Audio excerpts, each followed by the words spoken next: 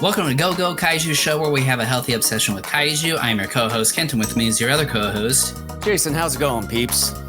And so my final thoughts and letter grade on the birth of Japan. Oh, we haven't gotten there yet. Yeah, we just started. Okay. Okay. So most of you, if you follow us at all on social media, probably have already seen, and Jason's kind of behind on posting these videos for the moment. So this will probably come about the time we're ready to come back. Well, I do at least have one episode ready to go, which is 213. But by the time that this is up, that's already been up. So yeah, we are going on a hiatus for a bit. This hiatus is to help us work on and update the website. And not only that, we're trying to do more of a planning as far as kind of what the future schedule for us is going to be. We're not necessarily saying we're going to be beholden to that, but because we're kind of at a point where we're getting into not just TV shows more, but even more obscure stuff, probably more Western oriented material. We're really wanting to take some time to assess certain material that we think would be appropriate for the show. Also diving into some of the Chinese films too, because I know we've talked about it. And that too. And it's to assess things. It's to kind of, in some ways, plan things out and a way for us to sort of map out things for us in terms of planning. Because what we're going to do, like with shows, and I have a few shows on this tentative schedule that I made here about a month ago, is sort of some ideas as far as when for Jason and I to start watching some of these shows and kind of when we will potentially discuss them on the show as well. So it's kind of more of a thing to kind of help us out a little bit to sort of not just figure out what content to cover, but to start planning on, okay, if we're going to do a show, this is about when we should start it. So that way at this future date, we can actually be ready to discuss it. So I've got a tentative schedule that, depending upon how things work out with this hiatus and then Dorkface here being gone for a little bit too, at some point next year. Yeah, going to Japan there. Our schedule is going to run us into anywhere from like late next year, if not the earlier part of 2027. There could be changes along the way. We're not sharing any of that. We will only share certain things that are going to be more immediate because obviously that's the most important stuff. Well, so we aren't doing this live anymore. So, I mean, there's really no show. Yeah, you don't need to know anything else. So that's kind of what we're going to be doing. I think too, Jason and I need a little bit of a break as well. We did kind of sort of have a break here recently, but that was more because I traveled to Iowa. My family and I traveled to Iowa, so we kind of had a small hiatus there. But I think this hiatus, it's mainly for us to work on the site because there's some things that just haven't been updated and need updating for a while. And it's also to kind of start mapping out kind of what we're looking at moving forward for the next year or so. Yeah. So that's kind of why. Yeah, and just sort of kind of, I would say, reset a little bit, because I know for some time I've been one to change a different video platform and all that stuff, because I know Ken's talked about it off air, and I know I've seen it from time to time, but I just don't really mention about it. But I know like sometimes video kind of freezes up and sometimes the audio can be a little bit messed up. That'd be funny if right there as you said that both your video and audio froze.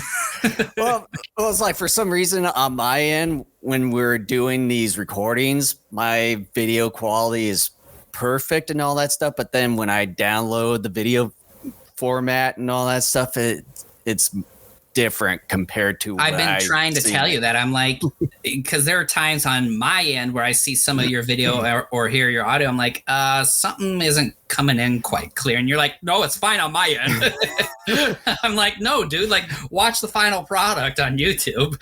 But yeah, so gonna try doing a different video platform, try to get back to Streamlabs desktop, and then kind of do a little bit more video graphic kind of organize things a little bit here and there, and yeah, website updates and everything. So yes, it'll be kind of a nice little refresh for at least a few months until we get back. Yeah, and there's the possibility we could come back sooner depending upon how all this updating and planning works out. But right now we're kind of shooting for the first part of November. There's no set date right now, but I would just say for right now, it's sometime in the first half of November. November is kind of what we're shooting for. Obviously, if anything changes, whether we have to extend the hiatus or we're going to come back sooner, we'll let everyone know through social media, to the one person that listens to our show. So that way, you know kind of what's going on and kind of what we're covering. As of right now, we have no clue as to what we're covering when we come back. I had some ideas, but Jason and I haven't discussed it yet. So that's something we're going to discuss kind of in the coming months as well. So, so let's just kind of proceed here, Jason, the usual. Yeah, if you see a subscribe button down below, make sure to like and subscribe. And if you listen to us via audio versions of our podcasts, such as Spotify, Google Podcasts, Apple Podcasts, wherever you're listening from us, make sure to subscribe there, as well as give us a 5-star rating. And you can watch and listen to both video and audio versions of our own episodes at our own website at gogokaijushow.com.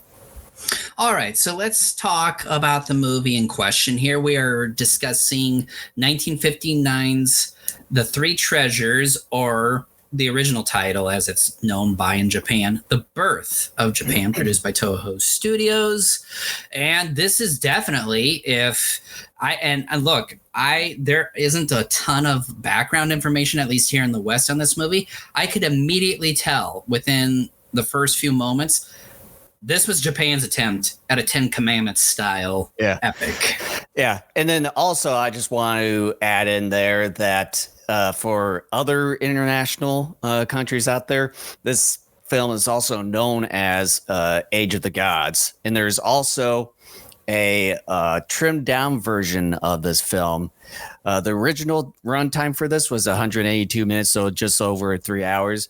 The edited version is just an hour, 112 minutes. So just under 2 hours. I'm kind of curious because the English title is The Three Treasures, and I could only figure out two treasures that our main character, played by Toshiro Mifune, Yamato Takeru, had, because he had this special gift, which turned out to be 2 pieces of flint and a sword that he was only supposed to take out to defend himself. I don't remember what the third treasure is, like how the English distributors figured that out. Yeah, I'm probably guessing like what you said, the 2 things of flint. So there's 2, then the sword. I'm just going to say, regardless, it's a dumb title, like for the English. It really is, because in many respects, The Birth of Japan is a little bit more accurate than The Three Treasures. And even then, I still don't think the title Birth of Japan is totally accurate either. Yeah, because mainly it's about the origins of the Shintoism religion. Yeah, the first, I don't know, I would just say roughly 10 minutes, it does kind of deal with the creation of Japan. But then after that, it's more of a story about Yamato Takeru and, his story. Mm-hmm. So this is a movie that I personally had heard about off and on for a number of years, had been totally wanting to see. I thought I had a physical copy of this film, and I was searching frantically in my collection of Japanese films, and I'm like, well, shit, I don't actually have one. So then I'm asking Jason, like, oh man, I thought I had a physical copy. I don't. Do you remember the link to the actual film so I can watch it online? So he provided the link. Yeah, there's one available over at Internet Archives. And I have to say, this is the full film. This is the full 3-hour film. We did not watch the edited version. I will say this though. I wished I watched the edited version. I would like to see how the 112-minute one goes, because I know there were some parts in this film, I know we'll get into it soon, that it seemed like it drug on for a little bit, and it just, yeah, it also, although it didn't feel like the 3 hours, but it just seemed like in some instances things drug out a little bit too much. I think you're right in that it didn't feel like 3 hours. It felt like 2 lifetimes. So yeah, that's a little more accurate. Let's just kind of get into the film. I love the fact that there are a lot of familiar faces, Toho actor faces, that are involved in this film. You have Aki Hirata, Kumi Mizuno, Akira Takarada, Akira Kubo. There are a few others whose names I don't know off the top of my head, because these guys do remember the faces. Yes, they usually play minor characters in some of the Toho Godzilla / non-Godzilla kaiju films. So it was really great to see those. Oh, Takashi Shimura's in here. Jun Tazaki's in here. Yeah. So it was great to see all that. Eiji Tsuburaya does the effects work. Akira Ifukube does the score. Some of his music here, though, is very reminiscent of what I've heard from Gojira. Mm-hmm. So yeah, but the music's good. But yeah, the one thing that I want to mention is that although we do see Akira Takarada in here, but as far as when I was watching it, it didn't seem like I couldn't really find him at all. Maybe it was during the times where I was maybe doing some stuff here on the computer last night while I had the film going, but I do remember seeing Akira Kubo at least maybe 1 or 2 shots within the film, and he was kind of out of the picture completely for the remainder of the film. So I was wanting to wait just a little bit on this, but since you brought it up, we might as well dive into it. Actors like Takarada and Kubo are actually kind of mentioned within like the upper half of the cast when you watch the credits starting the film. But yeah, no, you did not imagine it. They are really not in this film. They were probably on set for half a day, if that. Mm-hmm. And I find it to be really a complete disservice to those actors, those great actors, that they're not really in it. And it's like, use their talent. These guys, even at that time in late 59, I know quite a few of them were not established just yet, but they already proved themselves in some ways. Like Takarada did it with Gojira, that they can act and they are good actors. And yet you have them in here for 30 seconds. Mm-hmm. Yeah. And I would say it could be the same for Jun Tazaki, but complete opposite. He plays a little bit more. But it's like, I don't quite remember seeing his name at the beginning of like showing all the cast, but then he was in it prominently, I think, in the second half of the intermission. He's in there quite a bit.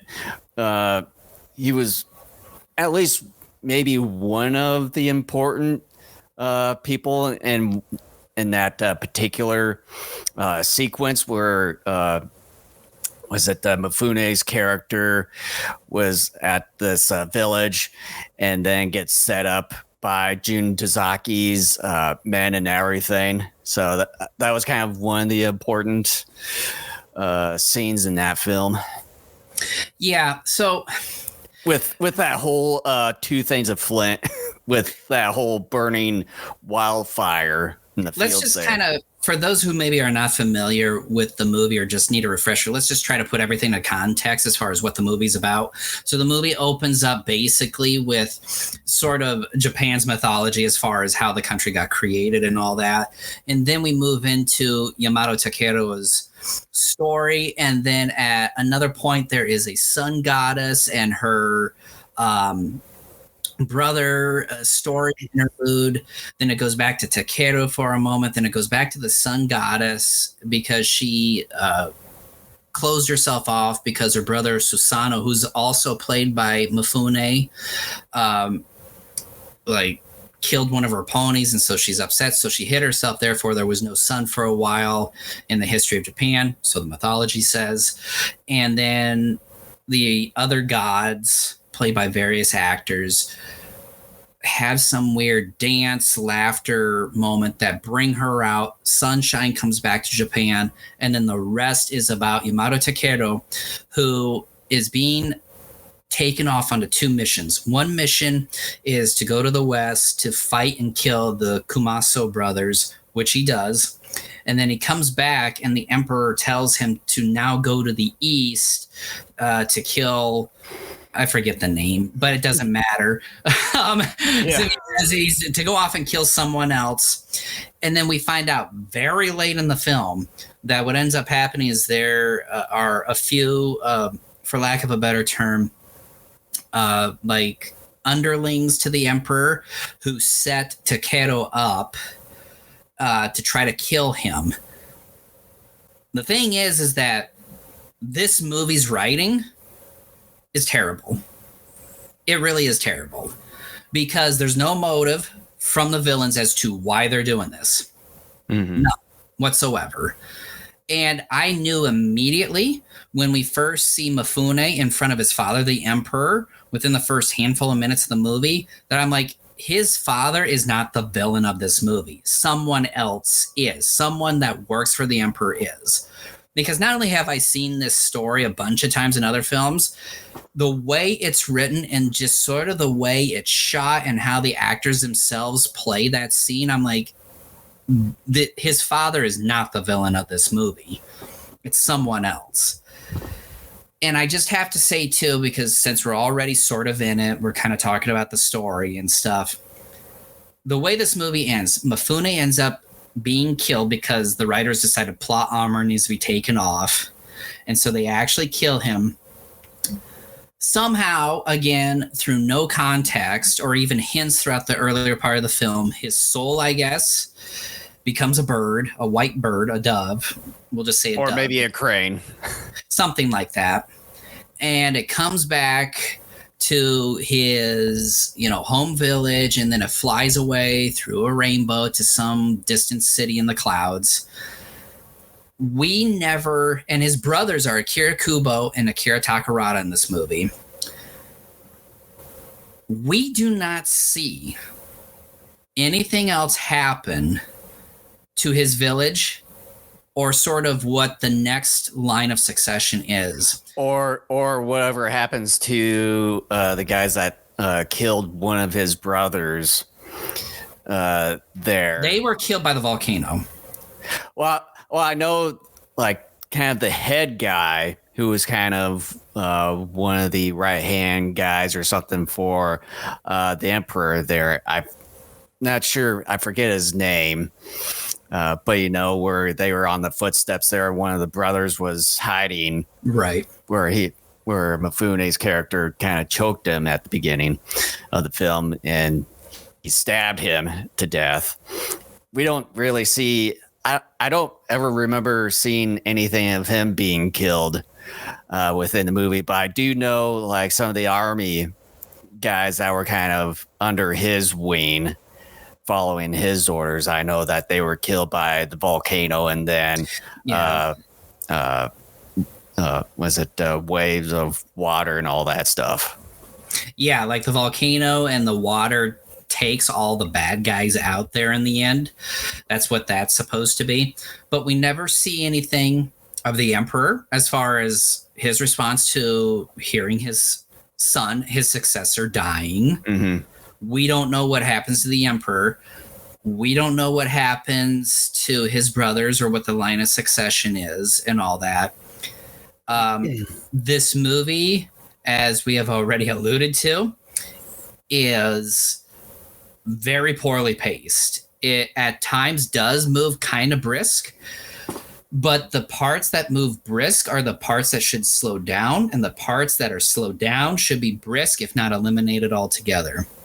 There is a lot of nothing that really goes on and a lot of unimportant things that go on. Character development in this movie is terrible. Again, like I said, Emperor, the other brothers and stuff, nothing at the end of the movie as far as kind of, okay, what happened after Yamato was killed and kind of what happened to that clan. The Kumi Mizuno character, Azami, and her lover, Yakumo, I think was his name. Yeah. They serve no purpose. And again, that's a damn shame. It's like the Takarada Kubo incident. Great actress, serves no purpose in this film. Neither does Yakumo. Yakumo is there with Mifune till kind of the end, but even then, he's just some random face that sticks around with Mifune until they get split up at the end, and then Mifune's killed. But Mizuno's character and her lover serve no purpose in this movie. Yeah. I mean, this is a movie where it was the most expensive movie to produce in Japan at the time, and it's very easy to see that. Production value is high. Like the settings, the effects work, the actors, that stuff is all gold. But substance, nothing. Yeah, because I was looking at the budget for this movie, and at the time it was 250 million yen, which translates into $1 million. But as far as the box office, it made, I would say, nearly 100 billion yen more off of that. And like what you said, it was one of the most profitable film of that year and the second highest grossing film of year 1959 for Japan. Yeah. It's a damn shame because I heard so many good things about this, but you know what? As I've said before on this podcast, the Kaiju fandom has told me a lot of movies are good in the past. And I come to find out that usually most of the time those films are either terrible or mediocre. This is a film that because the effects are really good and the setting and the set design are really good, I'm going to say it's mediocre. But otherwise, it's not a good film. This is a boring ass film. It really is. And having an edit of a film that's just under 2 hours should tell you something. That's other people said, look, this is too long. This needs to be cut. Would this movie be better? Shortened down? Absolutely. That's why I would like to at least see the 100. I was a little over an hour 30-minute version of the edited version and see if it does things a bit better compared to the original version. And I would say that other than the initial mythology that is shown to us as far as kind of how Japan came to be, none of the other mythology stuff matters. It doesn't. I've heard for years about this whole Orochi 8-headed dragon stuff, and I'm like, okay, great, awesome, let's see it. You only that see happens in the middle of the movie. A few minutes. Yeah, it happens in the middle of the movie. The effects shot are good, but the fight is unimaginable and dull as shit because Mifune does this the whole time. We don't really, other than a couple of stab shots to the tail, a nice big prop of the tail, mind you, which is really cool. He just does this. And he even though like shifts around on this set within a space of about 20 feet, and he kind of goes back and forth and just does this. Unimaginative. It's also funny that they show it pretty prominently within the theatrical release poster for The Birth of Japan. We're just kind of centered maybe up above a little bit from the two main characters. And there's a reason why, because I started thinking about this more after I watched the movie. I go, again, this is the Godzilla fandom more than anything else that have hyped this movie up over the years. And then I started thinking, I'm going, but you know what? The general film community never has. They propped up Seven Samurai, and there's a reason why, but not this movie. I wonder if a lot of these guys have mentioned about this film. I wonder if they've only seen maybe the edited version, where it could be perhaps better, but as far we would have to ask them if they've seen either the edited version or the original full version. Even then, while I think in some respects it would help with the pacing issue, it can't help you with characters, because even in this original 3-hour film, in a movie that is that long, your character work is worse than movies that I've seen that are an hour and a half. There's something wrong there, and it's in the writing. And sure, maybe the pacing can help offset some of that and maybe make you feel more entertained, but that's just polishing a turd. And it doesn't help. And like I was saying, a lot other than the initial mythology that opens up the movie, none of the other mythology matters.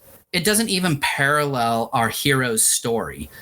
And please, like, if someone out there thinks otherwise, please let us know, like on the Facebook page or in the comments under this video, because I tried so hard to try to be like, okay, are there parallels here? Does this somehow match up with our character's story? No, none of it matters. I would say the only thing that sort of ties these stories, legends or stories, to the cast here would have to be the main guy, Yamato Takeru and Susanoo, because I know his Yamato's aunt was kind of saying, you kind of reminded me a little bit of Susanoo. Anyway, that's terrible. That's the only thing that I know of that they sort of tied the story with one of the cast members. And that's stupid, because it's never really shown throughout the course of the movie, and it basically has to be told to us. And that basically tells me it doesn't matter, because there is no 8-headed dragon, so to speak, that Takeru fights. There's not, for example, 8 generals from his dad's underlings that are coming after him that he has to fight to sort of represent, metaphorically speaking, Orochi, like the Susanoo character had to go up against. Nothing. And I hate the fact, because I was hoping we would get slower into the discussion about this sort of thing, but no, we're starting off right away where it's like, no, this movie, in terms of its substance, sucks. Like, we're just coming in, it's like, let's talk about the birth of Japan. It sucks. So, like, that's a little bit different compared to what you messaged me yesterday. Although you said that the beginning sort of sucked, but then you said it got better and all that. You know what I did? I was telling you the truth initially, and then I remembered when I think it was Shin Kamen Rider and how I just verbally diarrheaed all over it to you over Messenger, and I'm like, oh crap, no, like, he knows what I'm thinking as I'm coming into this. I'm going to go the exact opposite. So me saying it was good was me trying to course correct and to get you to think differently as far as what I was, because I wanted to shock and surprise you coming into this. Be like, well, wait a minute, you said it was good. Like, and now you're telling me it sucks? Like, it's like, no, I thought the whole thing sucked. you bait and switched me. I did. Never going to give you up. But yeah. Like Rick Astley on me. Yeah, I wish, look, I'm not the most clever person, because like I said, I was hoping that with this discussion, we would slowly get into the problems of the movie, like maybe make the audience think that, hey, this movie's okay or it's good, and then finally be like, no, it sucks. No, we come swinging and saying it sucks. But here's the thing. The effects work, by and large, is really, really good here. Speaking of which, I want to point this out, like towards the end with the whole volcano thing.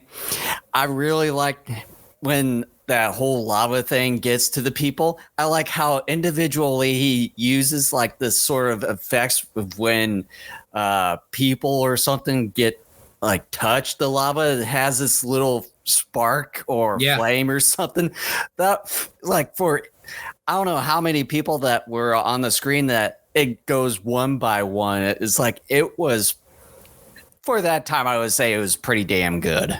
It was really good. The only gripe that I have is the smoke coming out of Mount Fuji. That was not done well, and it was coming off more of the side of the peak, which I kind of noticed. I kind of noticed that too. It's like, why is it coming out from kind of the side instead of kind of the usual top? I know. I get sometimes there's been some volcanoes that may have done that in the past during eruptions. During eruptions, or maybe sometimes they'll kind of go at different angles instead of straight from the top and all that stuff. But I don't know if they did this on purpose or if they are trying to do it kind of a more accurate when one of the times that Fuji erupted during those times. Who knows? Yeah, I mean, that's my only gripe. I'm not going to hold that against Tsuburaya because everything else is really good. That's just the only thing where I'm like, no. But speaking of garbage in this movie, like this second gal that comes in the second half of the movie after Yamato banishes Odo Tochibana, or no, she basically says she hates Yamato. This Princess Owari comes in, initially thought he was a bad dude, tries to kill him, but then they fall in love. And after a short bit, she disappears and is never seen again. That's another problem too. She ends up coming into the movie and you're thinking, okay, like she in some ways is going to play sort of a big part in this movie as well. But again, character work and development in this movie is bad. And can I just say here, a lot of people are probably out there thinking, Kent, man, like you've been ripping a new one into everything you guys have been covering basically since the start of this year. Maybe the problem is you. I'm going to say, no, it's not. It is not me. I know that you mentioned in previous episodes that we need to get away from some of these bad movies or shows and all that stuff, but we somehow wind up into some of these situations. And I made apologies to the original Kamen Rider after we watched Shin Kamen Rider. I'm like, my apologies. Like that still doesn't, that still doesn't give the original Kamen Rider a pass for some of its terrible decisions. But the original Kamen Rider compared to Shin Kamen Rider looks like gold. And I legitimately thought coming into this, in fact, I think I even mentioned this on the last episode when we were closing that out and saying we were going to do it for this episode, that I really had high hopes for this because I had heard for years, more specifically from Kaiju fans, that this was a good movie. And I just have to say to all you Kaiju fans out there, screw you, man. You guys have turned me down a wrong path so many times. I had heard for years like Geisha the Three-Headed Monster was a great movie. I'm like, nah, it's fine, but it's pretty subpar in a lot of ways. And then I heard for years, Destroy All Monsters, man, and like it's one of the grandest things. And I remember we saw that movie. We couldn't wait to get home to watch it. I go home and watch it. I'm like, this is mediocre as fuck, dude. Like this is you and then all you guys out there somehow love Shin Godzilla. Shin Godzilla, speaking of which, just had a recent 4K run as of this recording. And I'm just like, man, you guys love mediocrity and just awfulness. Like, you guys got to shut your mouths because you guys keep saying, this is good, this is good. It's like, no, it's not. I would say for us, in the future that we should probably go into things that we haven't seen before, sort of middle of the road. Well, I do with like brand new stuff, like New Empire, for example, because there isn't like a history behind it. Like it's a brand new thing getting ready to come out. New Empire is significantly better than this, for sure. I don't care what anyone thinks, but it's not me. It's the material. Because I I went in with high hopes for this film. I knew going into Shin Kamen Rider, because I had heard grumblings from a few other podcasts that one was not so great, that I'm like, oh boy, I didn't realize how terrible it was though until I actually watched it. Well, and from what we've seen in that 5-minute preview, I would say a couple or so years back, where they were showing all the like the gory, bloody parts, I was like, I don't know. I knew that was a bad sign. Yeah. I'm like, no, that doesn't seem right. Yeah, it's like I don't think Kamen Rider back then would have done something like that. Yeah. And when we went through that original one, it's like, yeah, he did not do that at all. Except maybe like the first 2 episodes when they were kind of building things up, but otherwise he didn't do that throughout the remainder of the series there. And to prove that it's not me and it's the material, and Jason can vouch for me on this. I know I have not talked about this on this podcast, but I talked to him about it back in March or April. Back in March, I started rewatching most of the Godzilla series, other Toho, Kaiju films, and a few other Gamera films. And I told Jason that I'm like, man, I miss watching and talking about these films so much that I might create sort of a sub show on our YouTube channel where it's called something like Kent Revisits, and then insert movie title here. And it would just be me by myself, and I would talk about like Mothra versus Godzilla again. And Jason can vouch for me. I was having a good time. For a month and a half, I went back and rewatched a bunch of films, including all the eras. Showa, Heisei, Millennium. Obviously, GMK and Shin Godzilla were not a part of that month and a half viewing because, they suck. But I know. Otherwise, I was having fun. But I know if you do decide to do that, I know you're going to have to revisit those 2 films one of these times. I don't have to. I do not have to. It says in my contract, I don't have to. That's optional. Where is this sick contract? It's in my pocket, and I'm not going to bother showing you it. Wait a minute. Here, I'll show you. There it is. No. That guy reminds me of the one Japanese Instagram comedian. We're totally not talking about Birth of Japan right now. But no, seriously, and I think this, and I know we're off on a tangent, not talking about 3 treasures, and I think that's okay. This, I think, is going to be sort of the problem for us moving forward, is that with some exceptions, I think some of those exceptions are going to be some of the shows we're going to watch and some of the other movies, like let's just say, for example, and I don't know if we will cover it or not, but like 20 Million Miles to Earth, for example. I think we're venturing into territory where there's going to be a lot of negativity, perhaps, because look, we've seen snippets of some of this Chinese stuff, and it's not good either. Think of Sci-Fi Channel quality stuff. It's like pretty much we're going to be ruining our health. We are going to ruin our health. So if you enjoy seeing us in agony and just complaining, the future looks pretty bright for you. So like I said, this is why we're making a schedule. Plus, I have some commentaries on that schedule. Getting back to the 3 treasures, though, you know what? Let's go into final thoughts and ratings, and let's just kind of talk about like the future. There's really nothing else to talk about here. It's a big disappointment. Why don't you go ahead, kind of get your rant? I thought about writing something down and I didn't, and I wished I would have now, because I had some great organized thoughts that would have really illustrated in a very serious way sort of this movie, my thoughts on it, my expectations, and how this movie just is terrible. This movie is not anywhere near close to the 10 Commandments. I would argue that if it's anywhere near close to the 10 Commandments, it's in the set design and the special effects. In its storytelling and character work, it is not. And I watched the 10 Commandments a handful of months ago for the very first time all the way through. The 10 Commandments is not perfect, but it is darn close. The only real problem I have with 10 Commandments is that it seems like kind of the second half, especially after Moses parts the Red Sea and they get to this island and then he ends up talking to God.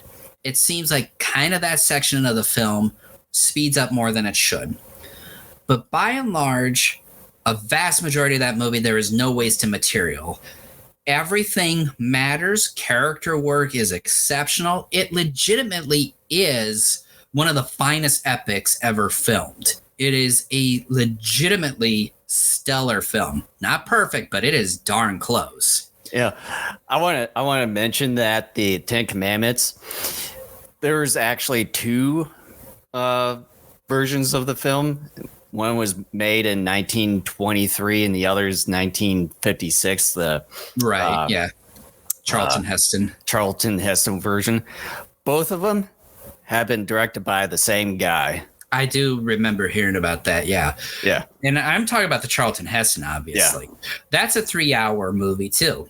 And like I said, nothing about that movie is wasteful. Everything matters. And if something seems slow, it's probably a character development moment where they have Moses and or surrounding characters being developed. Like I said, not perfect, but it is darn close.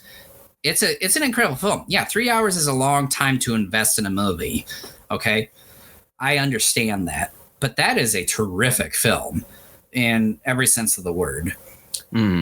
Birth of Japan is not. There are a lot of loose ends. There's a lot of potential here with this film. The problem is that the writers and the director suck at their job. They do a complete disservice to the audience by not wrapping up character stories, not developing characters, period, and not showing us post-death of Yamato Takeru as to what happens to his father, what happens to his brothers, how come those villains didn't shank and kill the emperor. Why is it that very, very late in the movie, like literally within the final 20 minutes, that we find out who the real villains are of this movie? There are just issues galore with this film in terms of its writing. And it's a damn shame because the movie does look gorgeous. It is a gorgeously looking film. Costume, set design, effects work, I mean, you name it. Gorgeous. Absolutely well done. But the substance is not there. And that's what's so terribly disappointing about this, because I kind of figured going in, maybe this is their 10 Commandments kind of film. And then I realized within the first few moments, I'm like, okay, yeah, this actually is kind of their 10 Commandments type film. But it is not a 10 Commandments type of level film. Call it an epic. It's a crappy epic. And I wish I would have written stuff down, my thoughts, because I had pitch perfect stuff that I had. It's disappointing. It's disappointing to go through more than half of this year with stuff that has been so frustrating to watch. And I can understand with the original Kamen Rider series that they were probably on a very tight shooting schedule, next to nothing budget. Like, I can understand severe limitations involving. Along with Spectre Man. Yeah, but Spectre Man was last year. Yeah. So that's pretty understandable. Shin Kamen Rider was a complete and utter. What was my rating? FTS. Yeah. That's as low as you can go. This movie I expected more because I love Showa era Toho, and movie Takarada, Kubo, Shimura, and to them. Uh-oh. I would even argue Mifune, who is the main character and obviously is more. Mifune is a great actor, but even for a 3-hour film like this, I don't think he looks as good as what he does in some of his samurai films. Mm-hmm. In a movie like Rashomon, which is an hour and a half, he's a lot better because he's better directed. Kurosawa or the Yojimbo or Hidden Fortress, some of those. I haven't seen all those all the way through, so I can't comment on that. But I'm sure it's better. Yeah, the Yojimbo and Sanjuro samurai films, those are really good. I would recommend watching those. And writing and directing matters. And it's so disappointing because I love the actors involved. I love a lot of the crew involved with this film. But the end result, I kid you not, I started peering at my watch many times through over the course of this movie. The first time I looked at my watch, I thought, oh, I have to be an hour into this movie. No, I was 35 minutes in. I'm like, oh my God, this is going to suck. And then with the one kind of screen where it has that intermission and then part two, I paused it for a little bit when I was doing some other things, and then I looked at the little time squabble thing. It wasn't even at the halfway point. I was like, are you kidding me?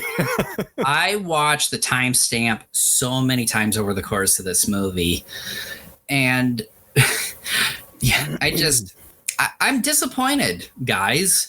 If you like this movie, more power to you, but this movie sucks. It really does. It's great to look at, but effects work and set design only get you so far. If the pacing and the rest of the substance doesn't catch up to some of the quality of the effects work, it doesn't matter. I enjoy movies where the effects work is really not that good, but the pacing and the story are at least exciting enough to where I feel engaged, and I love it. Call that a schlocky movie, and it probably is. But I like schlocky movies because they're fun. They engage me. This engaged me initially because the movie starts off. It's like, okay, I'm giving this movie a shot. And then I realized after that first 35 minutes, when I first looked at the timestamp, I realized I was in trouble unless this movie were to quickly turn itself around. And then once we got to the Orochi part, I knew I was doomed because I looked at the timestamp and I said, there's no way they are putting this in the middle of their movie. Like, this is something you want to end your movie on, not something you want to put in the middle of your movie or sooner. And I knew by then, I knew I was not going to give this a good grade. At that point, I wasn't giving it a good grade, but I thought, okay, there's still enough movie left it can recover. And then that showed up. And I said, nope, this movie can never recover at this point. It saddens me. It really does. 2025 on this podcast has not been fun. And it saddens me because I went in with high probably our worst year yet. This is our worst year so far in covering a bunch of stuff. 15 years. And I'm going to have to look. But at the same time, this was inevitable because now we're hitting really weird and obscure stuff. We've been done with Godzilla for a while. We've been done with Gamera, War of the Gargantuas, all that stuff for a while, which is why I wanted to do Kent Revisits, because I needed something for my mental health. Well, it's like with the Godzilla stuff, we already gone through that stuff twice, because I know you said you wanted to redo all the way up the to first. Yeah, the show and the Heisei ones. Yeah, what was it, like the first 16 movies? Because I thought from Gojira to 2000, I didn't think our initial shows were that good. Yeah, those were like our first season stuff. Yeah, but to try to do the best as I can to wrap this up, I did go in high hopes because, again, I believe the damn fans. They're just like, oh yeah, it's great, Orochi and stuff. I'm like, okay. I walked out and I said, look, this is a very good looking movie. Very good looking movie. This is arguably the best looking Showa era Toho film or Showa era Japanese film I have ever seen. It's tremendously well done in that regard. But where it matters most, it fails utterly. And that's shocking because this was supposed to be their big epic. This was the 1000th Toho film. This was, at the time, the most expensive movie. This was supposed to be the movie. And it's not. As I stated earlier, there is a reason why cinephiles still talk about Seven Samurai today, but they don't talk about Birth of Japan. There's a reason for that. Because, like all those cinephiles, professional film critics, film students, film historians, the birth of Japan, despite how good it looks, just isn't a good story. It's not. Too many loose ends, bad character development, non-existent character development. It's not that good. Scenes of gods, like the sun goddess, what was all that supposed to mean? None of it matters. None of it parallels any character story in this film. It doesn't matter. And again, I'm deeply disappointed. Good looking movie, but otherwise not great. If it weren't for the effects, I would give this movie an F easily. But because the effects are pretty darn good, that kind of ups it a bit. But I highly recommend that you do not see this movie. It is not worth your time. I would not even recommend seeking out the shorter version. It is not worth your time. You will be disappointed. So my final grade for this, and it's only because the effects work kind of propped it up a bit, I'm giving it a D. The effects are that good to where it props it up from an F to a D. But otherwise, it's an F as far as story and engagement, entertainment level. Like, it's terrible. Wow. And that saddens me. I will never, and I'm glad I don't own a physical copy, because if I did, I would have thrown it away. Yeah. So you pretty much were frantically trying to look for all for nothing. I thought of that too. I'm like, you know what? It's a good thing I don't actually have a physical copy, because I would have been like, this is stupid. Yeah. But just like you, as far as the first handful of minutes with this film, it sort of dragged on and not really a whole lot going on.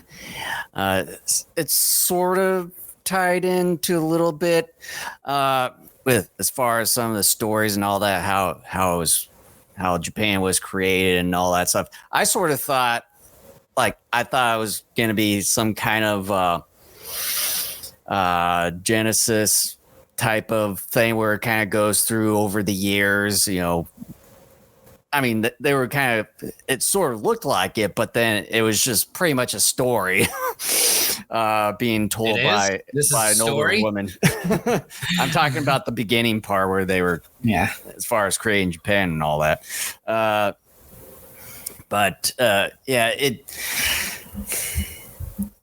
It sort of was slow at first story wise, and then it sort of picked up, I would think, soon as the intermission sign is shown, and then showing part 2, and then kind of went from there.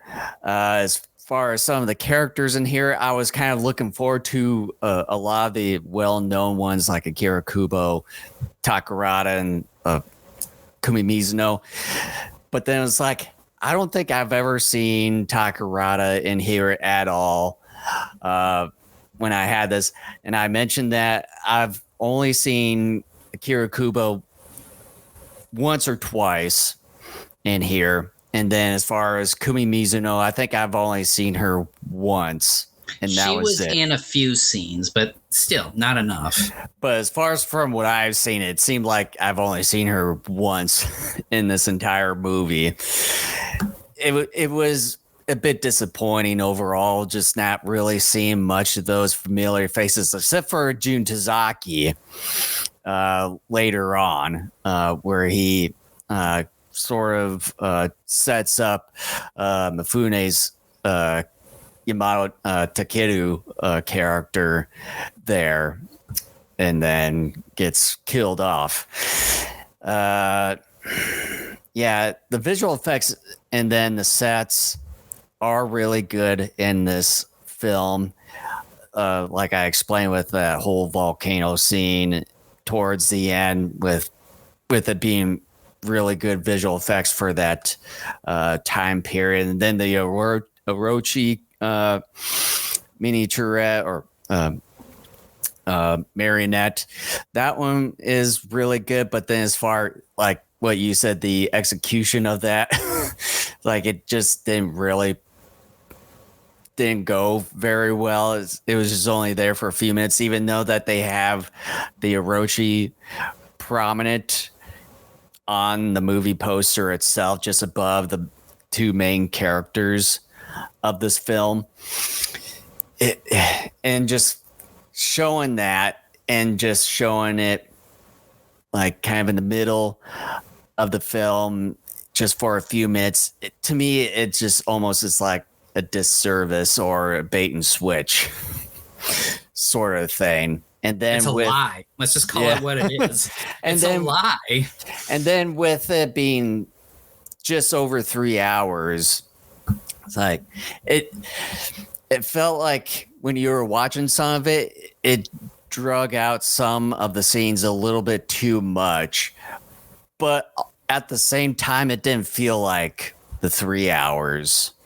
2 lifetimes. In some instances.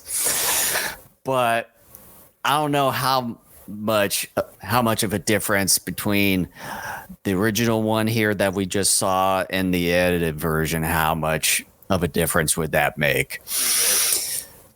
But yeah, the story and then the story elements, like we don't even know whatever happens to kind of the main right hand guy to the Emperor that killed off one of Yamato's brothers that we've seen at the beginning of the film, where he chokes him and all that, where he stabs him and all. We don't know the result of that guy, and kind of what you said, we don't know what happens with the succession and yada yada. Succession. It just sort of abruptly ends with Yamato's soul flying as a crane or bird, whichever, and then going off to this shining city in the clouds or something with rainbows, and then the end.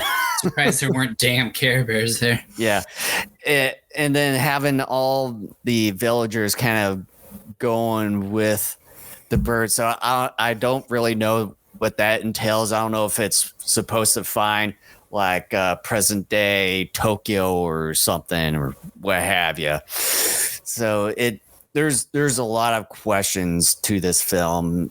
By the way, did Akihito Harada and some of his men abandon him because they made it home safe? The only way they could have done that is by running away.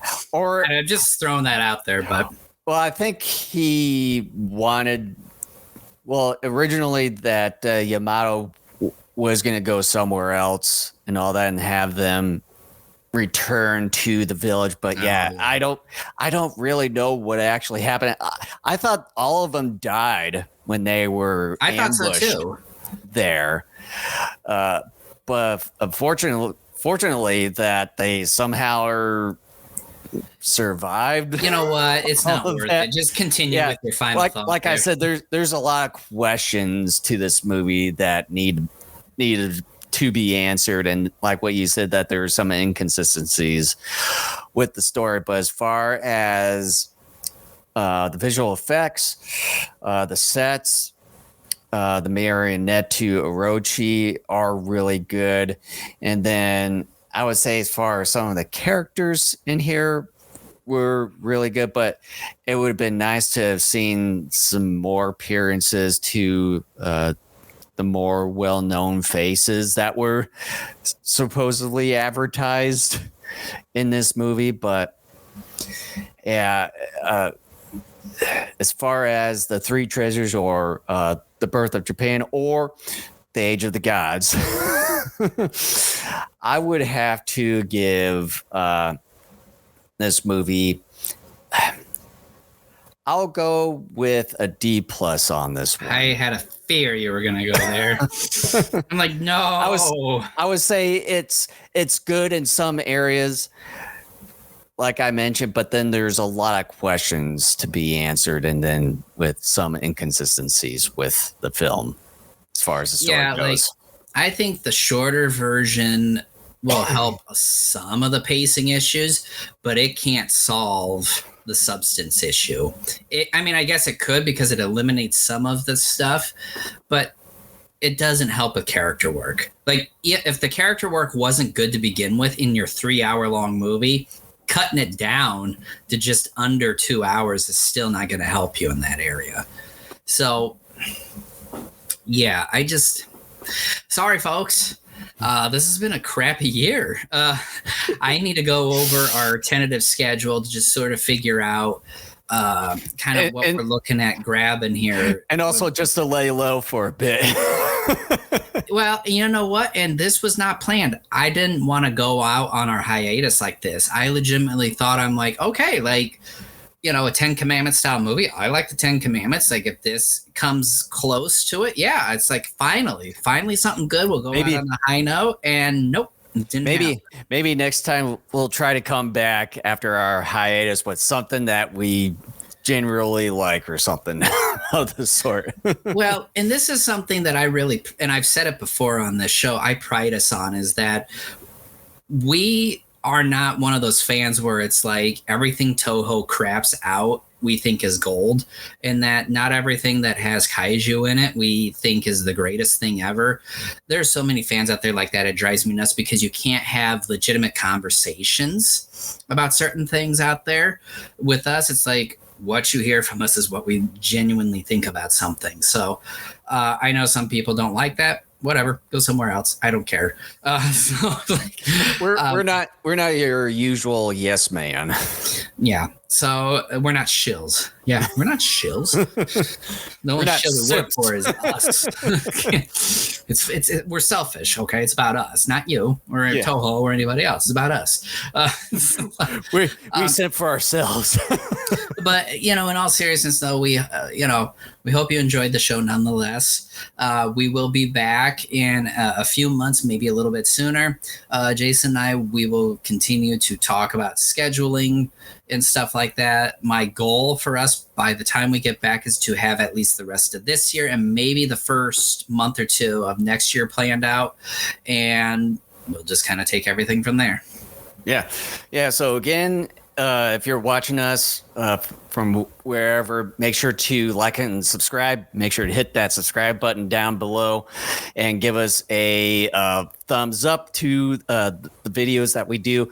And if you're listening to us via Spotify, Apple Podcasts, TuneIn, iHeartRadio, make sure to give us a 5-star rating and a comment or whichever.